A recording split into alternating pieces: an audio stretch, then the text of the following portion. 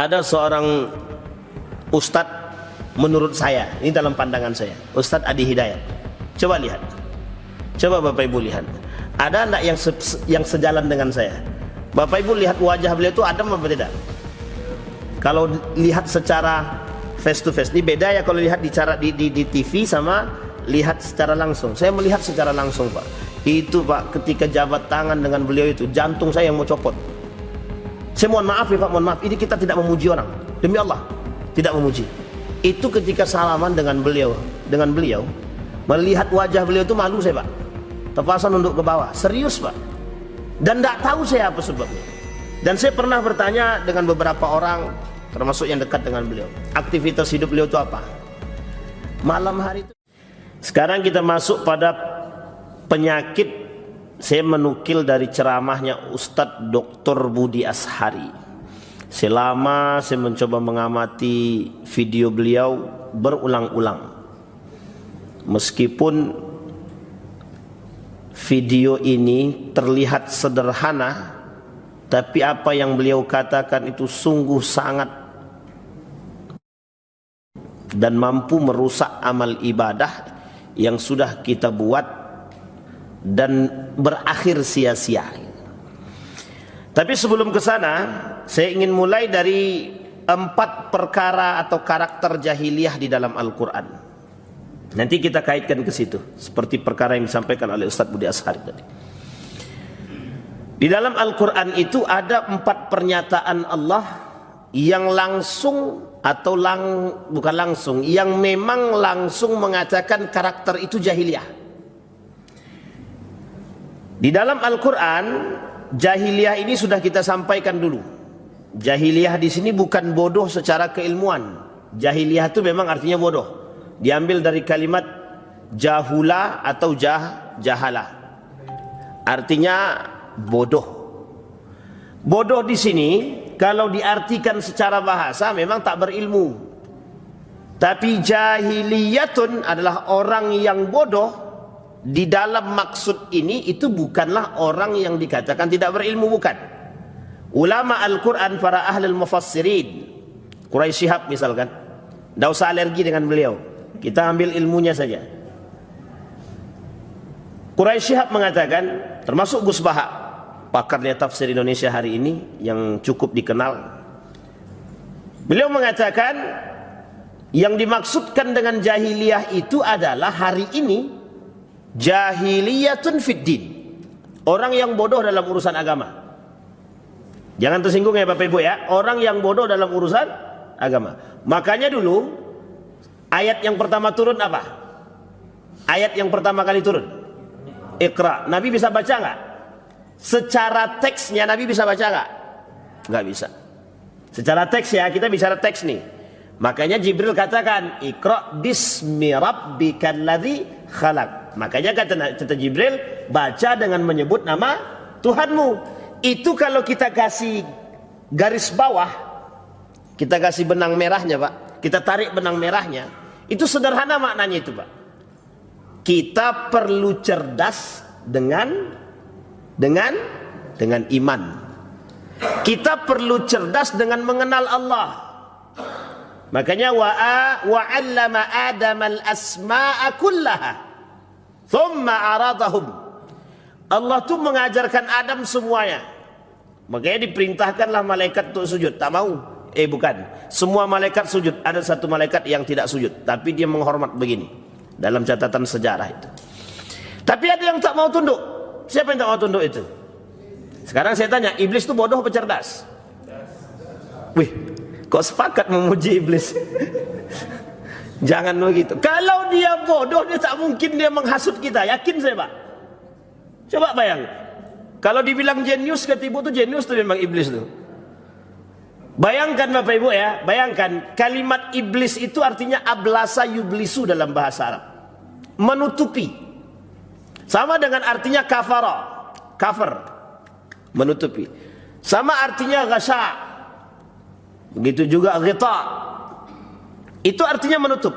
Kafar itu kan cover buku. Itu kan sudah jadi bahasa Arab, dari bahasa Arab jadi bahasa Inggris. Cover. Hard cover atau soft cover. Kalau orang bilang hard copy atau hard copy, tapi hard cover atau soft cover. Ini dia cover.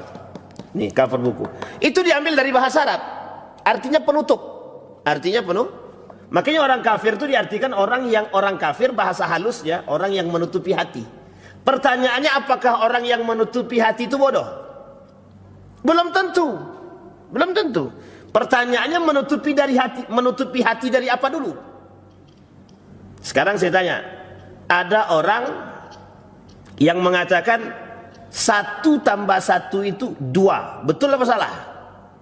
Betul. Apa salah? Betul.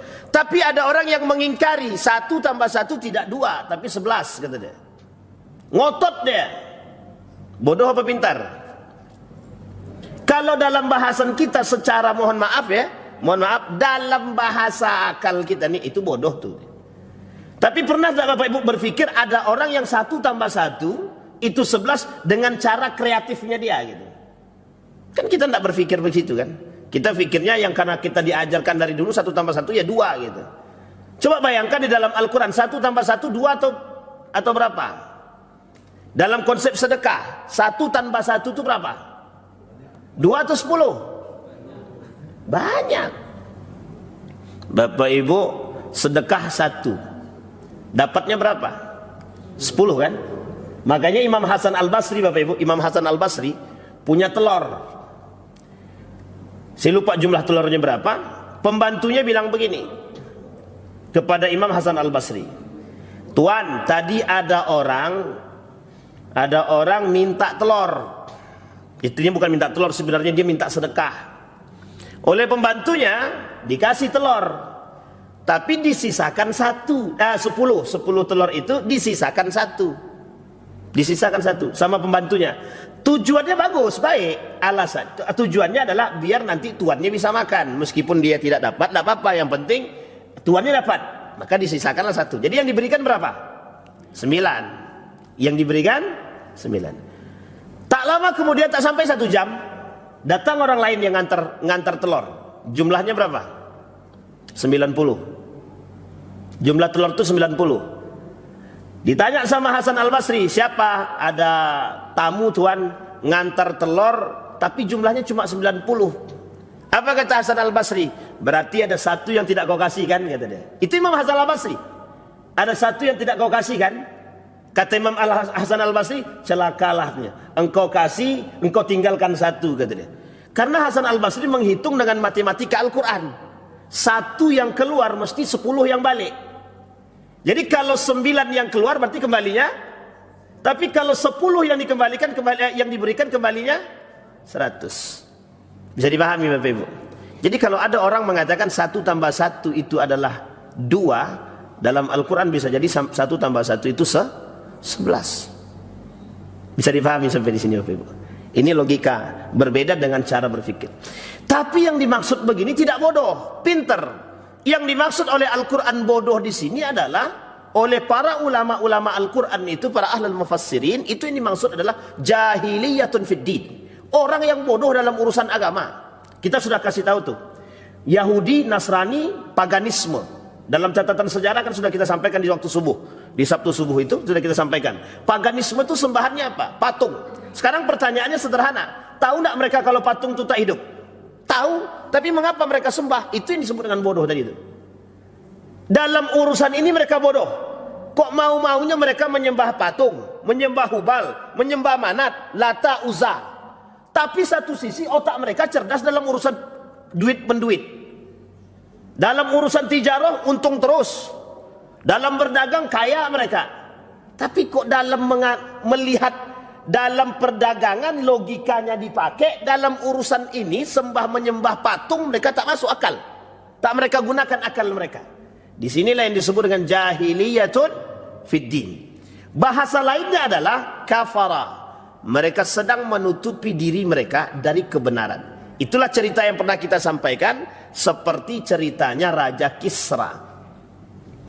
Raja Kisra dalam perang, apa nama perang kemarin itu? Nahawan. Nahawan ini perang terakhir dalam penaklukan Persia. Itu ada seorang pemuda bernama An-Nu'man ibn Maqarrin al-Muzayyin. An-Nu'man ibn Makarin al-Muzayyan ini itu anak yang cerdas, pemuda yang cerdas, tapi mohon maaf orang tua-tua tunduk. Orang tua-tua itu tunduk. Jadi An-Nu'man ibn Makarin ini mengislamkan satu kampung, ngajak orang masuk Islam satu kampung. Pernah dalam catatan sejarah siapa di antara sahabat Nabi yang pernah mengislamkan satu kampung?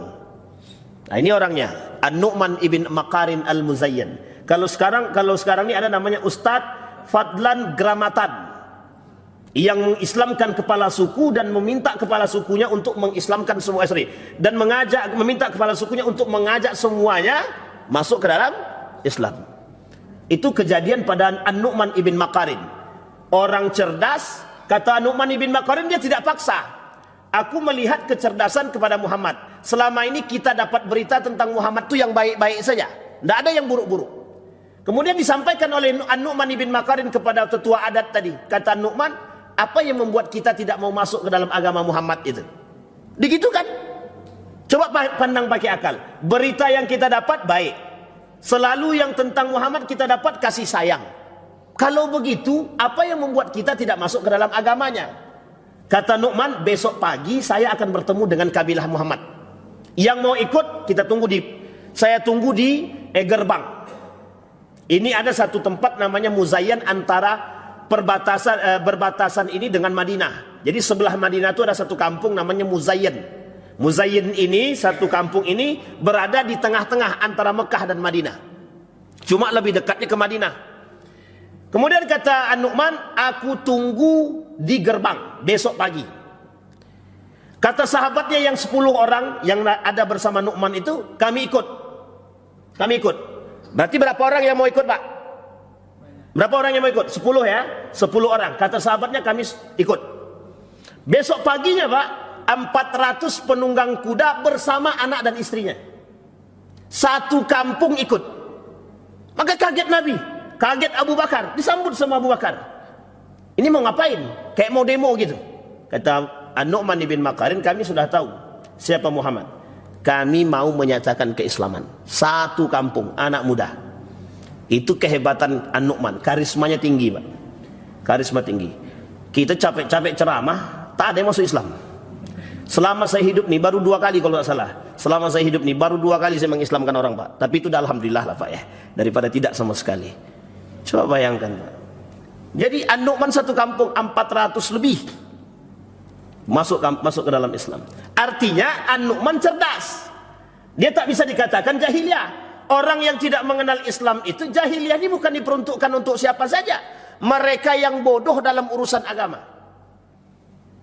Ketika itu dinisbatkan kepada siapa? Paganisme, orang kafir Quraisy. Bagaimana dengan Yahudi dan Nasrani? Yahudi dan Nasrani ini masih ada unsur percaya kepada Allah. Tapi karena gengsi mereka terhadap Muhammad, makanya disebutlah dalam catatan sejarah itu, Yahudi dan Nasrani itu sebenarnya kalau nabinya dari golongan mereka, maka mereka pasti akan ikut. Karena kiblatnya di Baitul Maqdis sama. Makanya fawalli wajhaka syatral Masjidil Haram. Kenapa Allah pindahkan kiblat dari Masjidil Aqsa ke Masjidil Haram?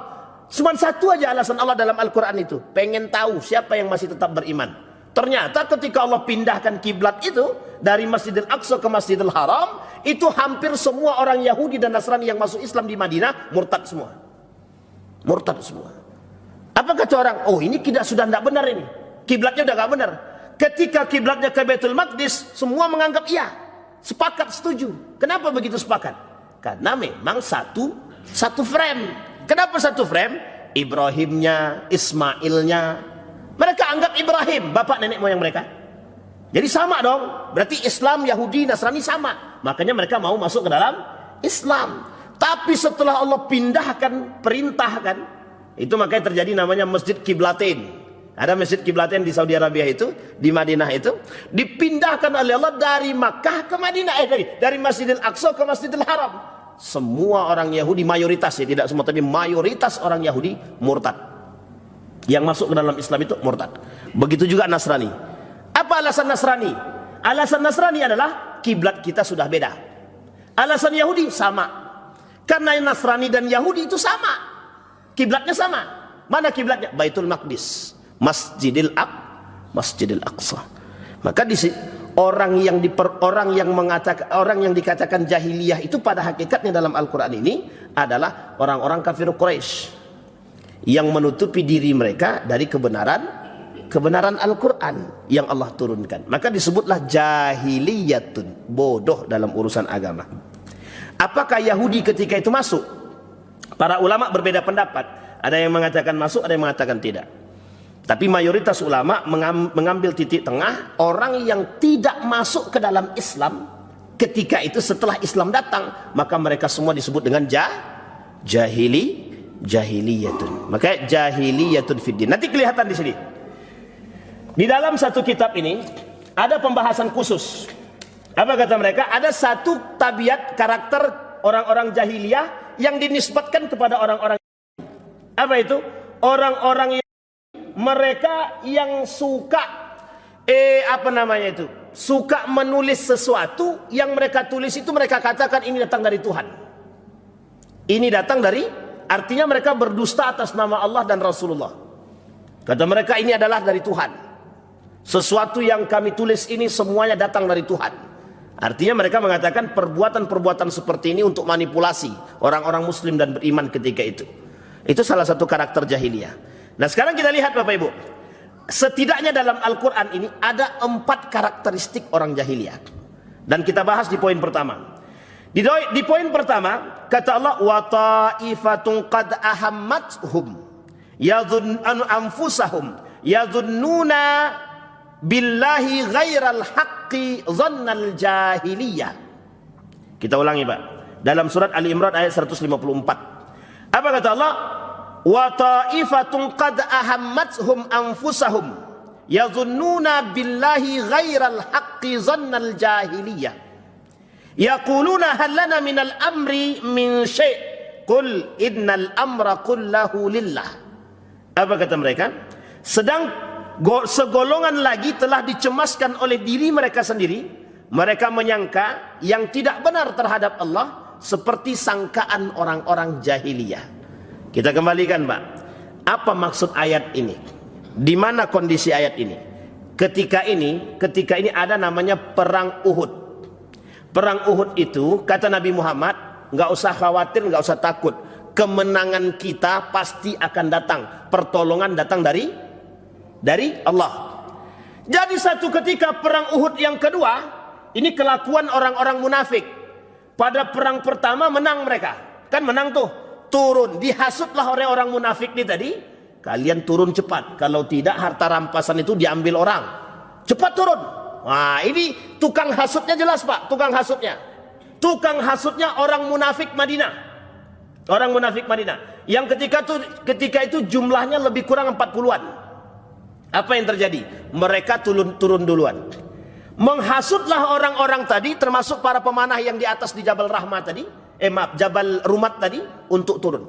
Turunlah Pak, yang pemanah-pemanah dari Jabal Rumat tadi turun ke bawah. Kemudian Khalid bin Walid yang berada di ujung Uhud itu berbalik arah, karena ketika itu musuhnya Khalid bin Walid. Disitulah kemudian apa kata mereka? Mana kata Muhammad kita bakal menang? Yang ngomong siapa? Orang munafik juga. Bayangkan tuh, yang ngomong orang munafik. Orang munafik yang ngomong. Apa kata orang munafik? Mana? Kata Muhammad kita pasti menang. Tuhannya Muhammad akan menolong kita. Mana buktinya? Wah, ini namanya cuci tangan. Meskipun pada saat itu mereka turun memang dihasut oleh kaum munafik tadi. Dan yang berbicara yang berbicara demikian adalah orang-orang munafik atas dasar perjanjian Muhammad akan kemenangan umat muslim. Nabi bilang, "Yo kalian, bahasa kita ya, kalian membangkang, ya kalah." Gitu. Makanya Nabi sampai luka-luka Pak. Naiklah ke atas Jabal Uhud, itu ada satu gua kecil di Jabal Uhud, itu tempat Nabi bersembunyi sementara. Setelah pergi kelompoknya Khalid bin Walid, ini sebelum dia masuk Islam ya. Setelah perang Uhud baru dia masuk Islam nanti, Khalid bin Walid itu. Dan heroik nih Pak, masuk Islamnya juga heroik itu. Bagus itu sejarahnya Khalid bin Walid masuk Islam. Kembali Pak. Akhirnya kembalilah ke Madinah, perkemahan itu, kemudian langsung berangkat balik ke Madinah dalam kondisi yang mohon maaf, luka-luka, termasuk Nabi. Itu berkucuran, giginya sampai patah dan lain sebagainya. Itu kondisi Nabi. Yang kita bahas adalah bagaimana bisa orang munafik yang masuk ke dalam Islam dengan mengatakan mana janji Tuhan itu, yang mengatakan kita menang. Apa kata sebagian para ulama menjelaskan posisi ayat tersebut? Beginilah gaya berfikirnya orang-orang jahiliyah ketika itu. Sebelum Islam datang, mereka tidak percaya kepada Allah. Ketika dijelaskan kepada mereka tentang Allah, mereka menolak. Ketika dijelaskan kepada Yahudi, Nasrani, dijelaskan kepada orang-orang kafir Quraisy, mereka menolak. Ketika Nabi menjelaskan tentang Allah ini di Makkatul Mukarramah, itu Nabi diolok-olok. Diolok-olok. Mana Tuhanmu? Mana yang kau katakan Tuhanmu itu hebat? Itu diolok-olok, Pak. Siapa yang mengolok-olok? Orang kafir Quraisy.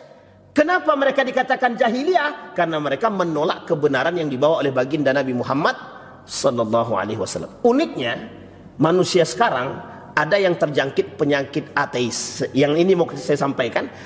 Ini ada dalam videonya Ustadz Budi Ashari. Boleh dicek. Ada perkataan Ustadz Budi Ashari mengatakan ada satu penyakit yang tidak banyak diperbincangkan. Apa penyakit tersebut? Ateisme. Tahu Bapak Ibu ateisme? Yahudi punya Tuhan nggak? Bapak Ibu kalau bicara Yahudi, orang Yahudi itu sangat percaya dengan Tuhan mereka. Bicara Nasrani, orang Nasrani sangat percaya dengan Tuhan mereka. Sekarang saya tanya Bapak Ibu, bagaimana dengan umat Muslim? Percaya nggak dengan Allah? Percaya nggak?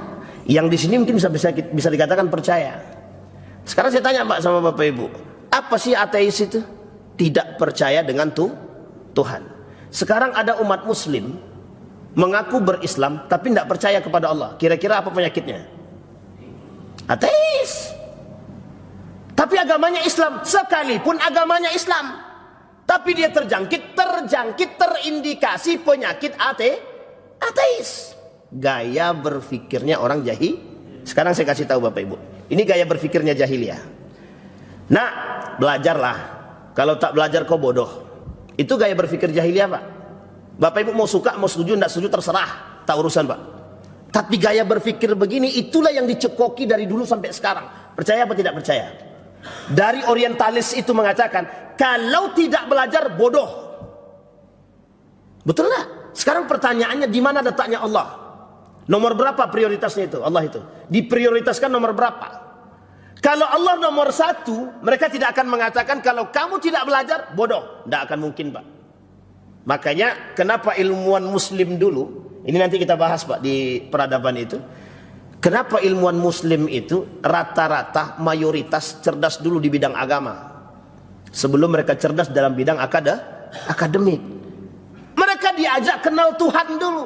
Ada seorang ulama besar di Turki itu, namanya Sayyid Nursi. Dalam kitabnya Rasail Nur namanya. Ini dulu pernah kami bahas panjang waktu di Yogyakarta. Itu dalam kitab Rasail Nur itu ada pembahasan khusus, Pak. Siapa Sayyid Nursi ini?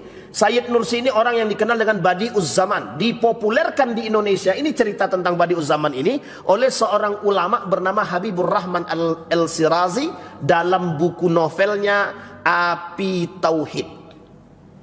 Apa yang terjadi dengan Sayyid Nursi ini? Sayyid Nursi ini dibiarkan cerdas keagamaan dulu. Dalam hidupnya tuh cerdas dengan agama dulu. Hafal Quran di usia muda. Hampir sama ceritanya dengan seorang ulama besar yang bernama Imam Asy-Syafi'i. Pernah dengar nama Imam Syafi'i? Hafal Quran di umur berapa? Pernah dengar ya? Kitab yang pertama dihafalnya apa? Al-Muwatta. Imam siapa? Imam Malik. Itu dikenal dengan orang paling aneh sepanjang zaman pertama. Dalam catatan sejarah Imam Asy-Syafi'i. Nomor duanya Sayyid Nursi Badi'uz Zaman. Badi'uz Zaman itu artinya manusia aneh sepanjang zaman. Namanya Badi'uz Zaman. Kenapa hafal Al-Quran di usia muda? Mampu menghafalkan kitab Imam Malik Al-Muwatta dan beberapa kitab fikih dan beberapa kitab-kitab hadis dalam usia muda. Coba bayangkan. Pertanyaannya adalah, apakah mereka cerdasnya itu cerdas agama dulu baru cerdas akademik dulu? Agama dulu, dikenalkan dulu Tuhan. Bayangkan cara orang tuanya. Pertanyaan pertama, ini bukan berarti saya mengatakan bahwa setiap anak yang bertanya ini sama, tidak. Pertanyaan pertama yang disampaikan oleh anak ini kepada ibunya, kepada ibunya dulu, itu tentang Tuhan. Siapa Allah itu? Bagaimana dan di mana? Pernah dengar cerita ini dalam Al-Quran ya? Nabi siapa? Tengok bulan, kok bulan hilang. Tengok matahari, matahari kok hilang. Siapa Pak? Ibrahim. Itu Nabi Ibrahim. Cerita itu sangat dimuat di dalam Al-Quran. Saya tidak terlalu hafal, tapi memang begitu ceritanya dalam Al-Quran. Bisa dipahami Bapak Ibu ya? Kembali kepada poin tadi. Sekarang saya tanya Bapak Ibu, kalau tidak minum obat tidak akan sembuh, yakin tidak itu? Sekarang saya tanya, apa dasarnya lahir obat-obat herbal itu? Dasar lahir obat-obat herbal itu yang tadi Pak, yang tadi, bahwa sudah ada catatannya dalam hadis-hadis Nabi, beberapa bahan-bahan itu, beberapa tanaman-tanaman itu yang memang bisa memberikan faidah yang besar terhadap tubuh kita. Contoh jahe, contoh semangka, itu ada Pak, di dalam hadis Nabi ada tentang beberapa makanan-makanan. Jujur ya Bapak Ibu, Nabi mengatakan hukum daripada bawang putih, bawang merah itu makruh Pak. Makruh itu Pak. Tidak ada jengkol memang dalam hadis Nabi, nggak ada jengkol memang. Tapi bawang putih, bawang merah ada. Itu makruh. Tapi kan makruhnya di sini bukan litanzih Ustaz. Ya. Dia makruh di sini bukan untuk keharaman, litahrim bukan. Litanzih saja. Sampai di sini bisa dipahami Bapak Ibu ya. Itu ada. Tahu Bapak Ibu kenapa orang kata makan bawang putih, menggigit bawang putih itu bisa menurunkan kolesterol? Saya kira itu setiap orang yang kalau kita tanya apa obat herbal yang bisa menurunkan kolesterol, jawabannya rata-rata makanlah bawang putih mentah-mentah kata dia. Coba Pak yang berani aja, yang tak berani tak usah. Karena kan lumayan tuh, pernah Bang berani? Abang kan orang ruqyah kan? Harusnya Abang lebih herbalis daripada kami kan gitu. Saya Bapak Ibu alhamdulillah dari tahun 2009, alhamdulillah dari tahun 2009 sampai hari ini, dan sampai kami sudah menikah, alhamdulillah kami bukan tidak pernah ada sesekali, tapi sangat jarang sekali. Bahkan baru akhir-akhir ini aja kami mengkonsumsi obat-obat seperti pil itu. Kalau sakit kepala istirahat, tidur, minum air hangat, teh panas pahit tanpa gula, nanti bangun selesai itu. Madu itu disebutkan dalam Al-Quran. Zaitun disebutkan dalam Al-Quran. Ternyata faidahnya besar semua. Makanya jualan zaitun itu Pak, kalau orang jualan zaitun cepat lakunya, karena tidak banyak tempat yang menjual. Ternyata khasiat zaitun itu setelah dilakukan penelitian di Amerika, ternyata khasiatnya besar. Kembali kepada poin tadi Pak. Cuma bagi para pedagang-pedagang obat-obatan ini, kalau mereka mengatakan, ini obatnya bagus, cepat sembuh, kan gitu. Kira-kira kalau tidak begitu cara mereka marketingnya, ada enggak yang mau beli? Ada enggak yang mau beli? Enggak ada. Dilalah benar setelah minum obat tersebut cepat sembuh. Abang tadi bilang, kalian beli saja obatnya A, B, C, D, langsung sembuh. Tak sampai 2-3 hari sembuh. Oleh abang nih tadi, karena dia dipercaya oleh sebagian orang lain ngikut. Akhirnya populerlah obat tersebut. Tapi tidak begitu dengan obat-obat herbal yang lain. Makanya obat-obat herbal kita nih Pak, itu tidak boleh dikenal. Kenapa? Ada perdagangan farmasi namanya. Bisa dipahami Bapak sampai di sini? Coba Bapak Ibu tanya sama dokter, langsung tanya, "Dok, ini obat menyembuhkan atau tidak?" Apa jawaban dokter itu? Saya sangat yakin dokter itu tidak akan mengatakan 100% menyembuhkan, tidak. Ini akan mengurangi. Tapi bayangkan, semakin banyak Bapak Ibu mengkonsumsi obat tersebut, apa rusaknya? Ginjal.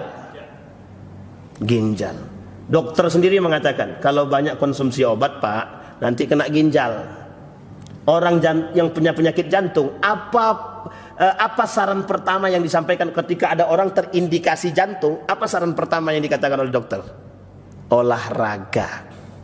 Hampir mayoritas dokter mengatakan olahraga. Kenapa kok sesak napas Pak? Penyakitnya ini Dok. Kayaknya ditengok nih Bapak nih agak terindikasi jantung. Bapak sering olahraga. Kalau itu kami juga tahu, tidak perlu datang ke dokter Pak. Cuma karena kita mohon maaf betul. Karena kita tak pernah lihat, tak pernah tahu maksud olahraga itu. Sekarang saya ambil satu pernyataan. Ada satu pernyataan itu al-jismus salim fil aqlis salim. Al-aqlis salim fil jismis salim. Akal yang sehat akan terdapat pada badan yang al-aqlis salim fil jismis salim. Akal yang sehat terdapat pada badan yang sehat. Nah, sekarang pertanyaannya bagaimana badan kita sehat? Olahraga. Sekarang saya tanya Pak, olahraga sehat enggak tuh? Sehat Pak. Olahraga tengah malam bagaimana Pak? Sehat. Kalau tak sanggup, kalau sanggup, sehat aja. Yang mau olahraga tapi ya jangan tengah malam banget ya. Yang enak tuh olahraganya jam 12 malam Pak. Habis itu mandi. Kalau orang zaman dulu kan mandinya dini hari kan? Mandi dini hari Pak. Jam 3. Bapak Ibu ada nggak mandi jam 3, jam 2? Kalau ada sehat tuh Pak. Mandilah terus Pak. Tapi saya yakin banget Pak, jarang orang mandi segitu. Kalau kita ada orang, ini cerita. Ada orang yang mandinya sebelum sholat subuh. Artinya di waktu itu dia mandi Pak. Rutin Pak. Rutin terus. Coba tanya sama mereka, bagaimana model hidupnya? Abang tukang rukyah yang herbalis, apa jawabannya? Dr. Zaitul Akbar mengatakan sangat menyarankan mandi sebelum subuh atau ketika subuh itu. Sangat dianjurkan untuk mandi. Kalau itu sugar Pak, Ustadz mandi gak? Kadang-kadang. Nah kalau Bapak tanya kadang-kadang. Karena saya pernah mencoba itu Pak. Hampir setahunan lebih saya sering mandi sebelum subuh. Seger badan Pak. Nggak ada ngantuk-ngantuk setelah sholat subuh tuh. Tapi ya jam 8 tuh mulai start tuh Pak. Mulai atau jam 8. Nah, tapi tidak ada masalah karena yang dilarang itu tidur setelah subuh. Naumatus subhi turisul faqra. Nah, tidur setelah subuh mewariskan kefakiran. Setelah subuh. Ini bukan subuh Pak, waktu duha jam 8. Ya setengah jam atau 1 jam. Tapi kalau dari jam 8 tuh Bapak tidur sampai jam 12 siang, itu mohon maaf Pak, itu balas dendam namanya Pak. Sampai di sini bisa dipahami Bapak Ibu ya. Mengapa yang begini-begini tidak populer dengan kita? Saya tanya, kenapa tidak populer? Bapak Ibu boleh cek dalam kitabnya Syama'il Muhammadiyah. Coba cek, coba lihat, kita pelajari model hidupnya Nabi. Persis. Seperti apa mayoritas yang dikatakan oleh Zaidul Akbar itu. Hampir mirip Pak.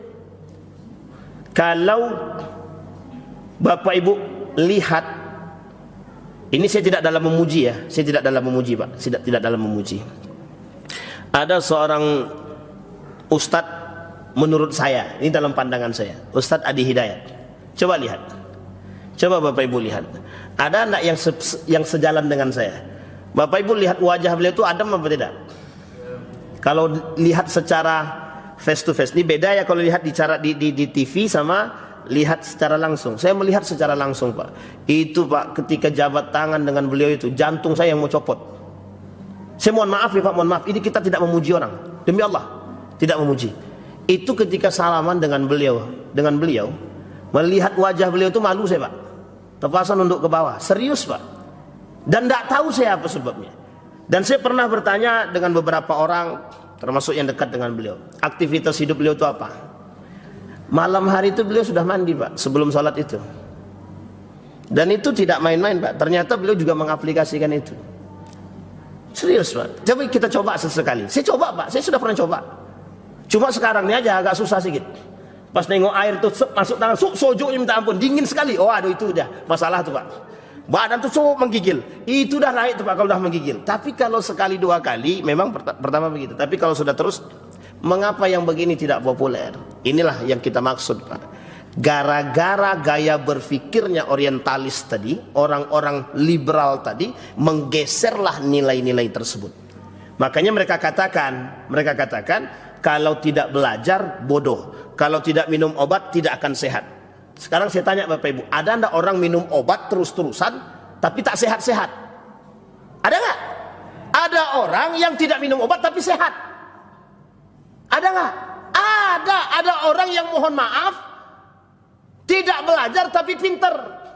Ada orang, ya meskipun tidak semuanya ya Bapak Ibu ya, tapi ada orang yang belajar mati-matian tapi tak pinter juga. Itu cerita siapa? Imam Al-Ghazali. Sampai lama baru. Tingkat kecerdasan Imam Al-Ghazali itu setelah beliau mendapatkan titik temunya baru dia bisa jadi cerdas, Pak. Banyak ulama-ulama seperti itu, banyak, Pak. Tapi disitulah kuncinya. Makanya Allah mengatakan Iqra bismi rabbikal ladzi khalaq. Kita kan tidak yakin di situ, Pak. Disinilah yang saya katakan, kita tidak yakin dengan Allah. Mana mungkin orang tidak belajar itu pintar, Ustaz? Mana mungkin? Jadi seolah-olah dia sudah mengatakan tidak ada lagi kepastian, tidak ada lagi kebenaran Allah kalau dia tidak belajar. Ya memang secara logika akal, ya kalau dia tak belajar ya kapan pintarnya? Saya punya kawan, Pak, punya kawan ini asli original saya yang mengalami di pondok pesantren. Saya, Pak, baca buku tuh kalau belajar, ini jujur-jujur aja, Pak, saya kalau belajar baca buku tuh harus pakai suara besar. As-saminatu wal ishrun harus besar, Pak. Maka saya kalau belajar harus agak jauh dari orang. Kalau ada suara orang terganggu saya, Pak. Kawan saya itu kerjaannya di dekat saya tidur. Ketika saya selesai baca, dia dulu hafal daripada saya. Itu saya buktikan sendiri, Pak. Saya bilang sama dia, ente ini kurang ajar nih, saya bilang. Saya yang capek, ente yang dapat ilmunya gitu. Dia yang dulu hafal, Pak, dari saya. Ada enggak orang begitu? Ada, Pak. Yang tinggal sama saya dalam satu asrama itu kan tidak semuanya sama. Ada anak yang kerjaannya sholat tahajud tidak, bangunnya pas subuh, habis sholat subuh ngaji baca Quran seperti biasa, aktivitas biasa. Habis itu, Pak, habis baca Quran ini dibawa, tidak pakai mandi dia, Pak. Saya yakin betul dia tak pakai mandi. Memang jarang mandi dia. Diambilnya baju, pakaian sekolah, langsung pakai sepatu, diambilnya piring, pergi ke dapur makan. Dari dapur balik langsung ke kelas, bawa piring-piring sekalian, tidur. Nomor 2 panggilannya, Pak. Dari 1000 itu, jumlah kami sekitar 1000-an, itu dia panggilan nomor kedua. Cerdas apa bodoh kira-kira itu? Nggak, saya katakan, saya jujur, Pak, cerdas apa bodoh itu? Sekarang saya tanya, Pak, ada enggak orang yang pintar karena belajar? Ada. Ada enggak orang yang memang sudah pintar bawaan? Ada, Pak. Dulu ada yang kita kenal dengan jenius, Habibie, IQ-nya, Pak. Tapi mohon maaf, Bapak Ibu, ada orang yang cerdas dengan laduni. Itu ada. Mohon maaf, bukan berarti ilmu laduni ya, bukan. Maksudnya apa? Ada orang yang cerdas dari sisi agama, diberikan kemudahan oleh Allah. Ini pengakuan seorang profesor langsung sama saya, Ridwan. Anak-anak yang menghafal Quran itu tingkat kecerdasan akalnya di atas rata-rata. Itu pengakuan beliau, Profesor Dr. Haji Yunahar Ilyas, guru saya sendiri. Saya kebetulan, Bapak Ibu, 7 tahun, kurang lebih 7 tahun, menjadi asisten Profesor Dr. Haji Yunahar Ilyas MUI Pusat di Universitas Muhammadiyah Yogyakarta. Dan saya banyak bercerita dan banyak dapat ilmu dari beliau. Tentang materinya 2, akidah akhlak dan ulumul Quran. Ulumul Quran itu hampir 7 tahun, Pak, saya mempelajari ilmu-ilmu Al-Quran itu, Pak. Hampir 7 tahun. Beliau kasih referensi buku-buku. Apa kata beliau? Anak yang hafal Quran itu, Ridwan, itu tingkat kecerdasannya itu di atas rata-rata. Tidak masuk akal, Pak. Memang ada orang yang menghafal pelajaran itu otaknya buntu, tapi ketika menghafal Al-Quran otaknya cerdas, Pak. Ada. Kita temukan. Ketika disuruh belajar bahasa Inggris, minta ampun sulitnya masuk, Ustaz. Tapi ketika suruh menghafal Quran, 2 menit, Pak, hafal 1 halaman. Bapak carilah. Sekarang kita cari. Ustaz Riza ini kan hafal Quran nih. Coba tanya sebelumnya, Ustaz 1 lembar dapat 2 menit. 1 halaman bisa menghafal 2 menit. 1 halaman ayat surat baru atau ayat baru, 1 halaman dapat nggak hafal 2 menit? Ya terserah mau kokoh mau tidak, yang penting bisa ya. 2 menit. Ini cerdas berarti beliau tuh. Cerdas itu, Pak. 2 menit. Saya pernah uji coba, Pak. Ya kan beda tingkat kecerdasannya, Pak ya. Susah, Pak. Ya itu tadi. Ditambah banyak maksiat, selesai urusan, Pak. Selesai. Ini cerita kami, Pak ya, cerita saya, tapi jangan Bapak bongkar-bongkar ya. Ini cerita pribadi soalnya, Pak. Kami waktu di pondok itu, saya berdua sama kawan saya orang Lombok. Habis menghafal Quran, Pak. 1 halaman itu habislah sekitar 5 menit sampai 10 menit kami menghafal. Itu, Pak, turun. Satu ketika kami liburan bersama, turunlah dari satu masjid. Lewatlah perempuan, mohon maaf Pak, perempuan. Itu mohon maaf terbuka lah, Pak. Seksi lah itu bahasanya. Ini mohon maaf ya, kita bicara ini bukan bicara kejelekannya, tapi bicara begitulah terjaganya. Ini tak sengaja mata ini terpandang Pak. Kalau Bapak Ibu mau suzon terserah, mau husnuzon terserah ya. Terpandanglah oleh kami Pak. Maghribnya kita ulang kajian lagi Pak. Hilang setengah. Itu cuma tak sengaja melihat loh, hilang setengah. Bisa dibayangkan betapa bersihnya Al-Quran tadi. Dan tidak bisa Pak orang menghafal Quran itu hatinya kotor. Saya ingat betul tempat saya pengabdian pondok itu, ada kawan saya hafal Quran 30 juz tapi pacaran. Hilang setengah. Setengah Al-Quran hilang. 30 juz hilang 15 juz Pak. Ini Pak, tidak bisa Pak. Ini yang suci-suci ini tidak bisa. Tidak bisa Pak. Makanya bahasanya orang yang menghafal Quran, kalau lupa dia dengan hafalannya, berarti tidak dijaganya, berdosa dia. Berdosa. Berarti Ustaz kami tak usahlah jadi penghafal Quran. Salah juga. Salah juga. Bisa dipahami Bapak Ibu ya. Nanti besok dia tanya akhirat, apa surat yang kau hafal? Kul huwa elek, kata dia kan. Masih mending lah ada kul huwallah kan. Masih mending. Maka Bapak Ibu kata para ulama itu, makanya Ustaz Adi Hidayat dengan keras mengatakan, kalau anda tidak hafal Quran, minimal anakmu hafal Quran. Kalau anakmu tidak hafal Quran, minimal cucumu hafal Quran. Harus begitu Pak. Kembali kepada poin tadi. Nah, orientalis ini sudah habis ya Bang. Kini terakhir. Orientalis ini Bapak Ibu membuat kita zannal jahiliyah, mengira bahwa Allah ini tidak punya kemampuan apapun terhadap kita. Jadi cara mereka untuk menghilangkan kita dari agama itu begitu caranya Pak. Dibuatlah otak-otak kita nih seolah-olah lebih tinggi akal daripada wahyu. Sehingga betul kan, orang hari ini akalnya lebih tinggi daripada imannya. Lebih tinggi akalnya daripada imannya. Buktinya apa? Itulah yang terjadi. Makanya sekarang ini sekolah-sekolah itu orientasinya cuma satu aja, terkhusus universitas. Bapak Ibu boleh cek, yang dosen-dosen tanya aja sama dosen itu, apa orientasi mahasiswa itu sekarang? Selesai kuliah dapat ker?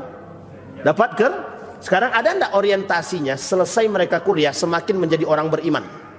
Carilah universitas mana kira-kira. UIN, Universitas Islam Negeri, Universitas Muhammadiyah, yang Islam-Islam saja kita bicara, yang negeri kita kesampingkan, karena itu memang urusannya sudah profit oriented sudah. Tapi pertanyaannya, universitas yang Islami, ada ndak ketika mereka keluar daripada universitas tersebut, tolak ukurnya adalah menjadi mahasiswa yang beriman, soleh-solehah gitu. Dan ada ndak mereka yang tidak sedih ketika mereka setelah keluar tidak dapat pekerjaan? Dan mereka mengatakan, oh tenang, Allah pasti akan kasih saya. Rata-rata akan mengatakan, capek-capek kuliah, setelah kuliah tak juga dapat kerja. Mending ikut ini itu. Betul ya Bapak Ibu ya? Begitulah kondisi kita sekarang. Dicekoki dengan gaya berpikir. Ini yang disebut dengan jahiliyah. Tak percaya dengan Allah. Mungkin tidak segala sesuatu yang terjadi ini di luar kendali Allah? Tidak mungkin Pak, semuanya. Ada orang berangkat umroh, sudah ditawarkan 36 juta, dia bayar 36 juta. Tiba-tiba sampai di sana, hotelnya jauh Pak. Dan di dalam itu kecoa semua isinya. Pertanyaannya, siapa yang membuat skenario begini? Dia sudah bayar 36 juta. Pihak travel sudah menjanjikan, ternyata pihak travel mengganti hotel tersebut. Pertanyaannya, memang salah travelnya, betul. Tapi pertanyaan, skenario siapa? Mau bagaimanapun kita, kalau Allah katakan Anda tinggal bersama kecoa, tetap bersama kecoa Pak. Mau hotelnya sebagus apapun. Bisa dipahami Pak ya? Saya bertemu dengan seorang pemuda, manajer batubara, perusahaan batubara. Apa dia kata sama saya Pak? Dia punya duit, bisa membeli hotel, maksudnya bisa nginap di hotel yang bagus. Dilala Allah kasih Pak, tinggal bersama di hotel itu sama saya juga. Itu mohon maaf Pak, di hotel itu isinya kecoa aja. Kalau dibuka kasurnya Ustaz, itu keluar kecoa. Apa dia kata? Mungkin ini takdir kami Ustaz. Setelah kami di Madinah dapat hotel 50 kilo. 10 kilo. Jarak tempuh di Madinah dari hotel itu ke Masjidin Nabawi 10 kilo. Bapak cari di mana sejarahnya itu ada. Bayangkan Pak, padahal sudah dibayar dan dijanjikan hotel dekat semua. Sampai di Mekah memang dekat hotelnya Pak, tapi itu tadi isinya kecoa. Apa kata dia?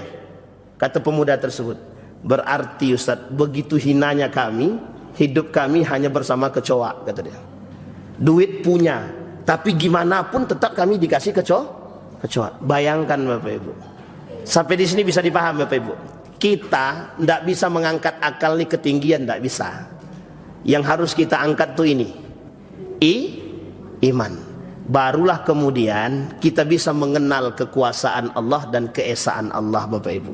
Di sini kunci yang tadi, orang jahiliyah dulu nggak pernah yakin dengan Allah. Tapi orang beriman, perbedaan kita dengan mereka di situ, kita meyakini Allah. Makanya kata Ustadz Budi Ashari, orang sekarang itu bisa terjangkit penyakit ateis. Kenapa? Tidak percaya dengan Allah. Gimana Ustadz? Gimana aku mau berangkat umroh sementara aku nggak punya duit? Bagaimana aku mau berkurban sementara aku nggak punya duit? Bapak Ibu tahu Batur ya? Batur Banjarnegara tahu? Berapa jumlah ekor sapi yang mereka kurbankan tahun ini? 890 ekor. 890 ekor sapi satu kampung. Kira-kira banyak apa sedikit? Nah, Bapak Ibu bayangkan aja lah sendiri. Kira-kira orang kaya semua nggak? Kira-kira aja orang kaya semua nggak? Enggak. Banyak orang miskin. Tapi mengapa mereka mampu? Mereka yakin dengan Allah, Pak. Kita di Riau ini itu terkenal dengan orang BM. Bukan black market ya, tapi BM. Kalau platnya BM Pak sampai ke Jawa, itu pikiran orang cuma satu aja, orang kaya. Orang sawit, orang minyak, muka-muka minyak nih katanya. Begitu Pak. Tapi mohon maaf. Nah, tapi alhamdulillah kata Pak Kanwil tadi pagi di Pekanbaru, khususnya kalau tidak salah tadi beliau mengatakan ada peningkatan dari 48.000 jumlah sapi tahun sebelumnya naik jadi 58.000. Jadi 58.000 jumlah ekor sapi di Pekanbaru di tahun ini. Alhamdulillah ada satu masjid di Pekanbaru itu jumlah hewan kurbannya sekitar 40 ekor sapi. Satu masjid. Itu banyak apa sedikit Pak? Pandai-pandai lah Pak, kan gitu. Mudah-mudahan tahun ke depan bisa kita lebih banyak dan bisa berlomba-lomba dalam kebaikan. Bisa dipahami Bapak Ibu ya? Yakinlah dengan Allah bahwa itulah kunci perbedaan kita dengan orang kafir dan orang-orang jahiliyah. Mudah-mudahan apa yang saya sampaikan ini ada manfaatnya. Fa'tabiru ya ulil absar la'allakum tuflihun. Assalamualaikum warahmatullahi wabarakatuh.